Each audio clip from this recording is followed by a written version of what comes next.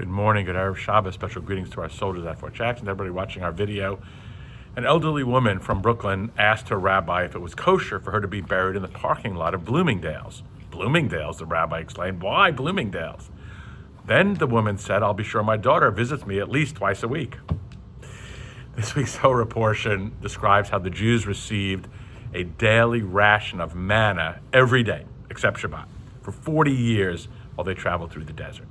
The Talmud asks, why make them go out and collect it daily? Why not have all the manna just come once a year?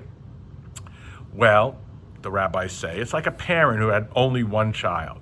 If the parent provides for the child their needs for the whole year, the child visits once a year. If the parent provides the child's needs for the day, the child will show up every day. So our ancestors' daily bread miraculously arriving at the doorstep each morning was not so much about strengthening our faith in God as it was God's desire to connect with us. Through the daily manna delivery, God shows how important regular contact with God is. It also reminds us of one of the humanity's greatest needs, which is the need to feel needed.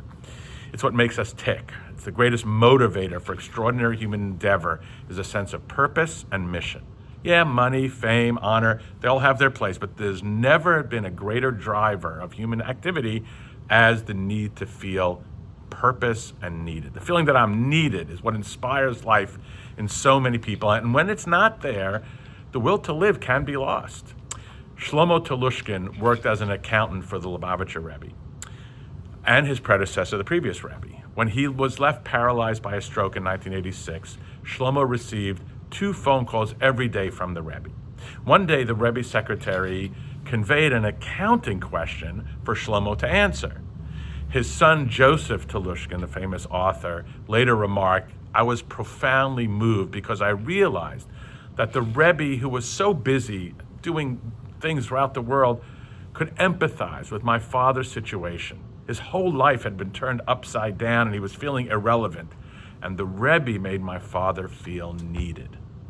We never outgrow our need to feel useful. Now more than ever, we need to help the growing elderly demographic of our society find ways to fill the final chapter of their lives with meaning and joy by introducing creative ways in which they can be made to feel useful and productive until their last days, by recognizing and addressing the need to feel needed in every human being we encounter. We bring honor to the one in whose image we were all created. So if we bring our family and our parents, and especially the elderly, a sense of feeling needed, they won't need to be buried at Bloomingdale's because they will feel that they have been appreciated their entire lives. Shabbat Shalom.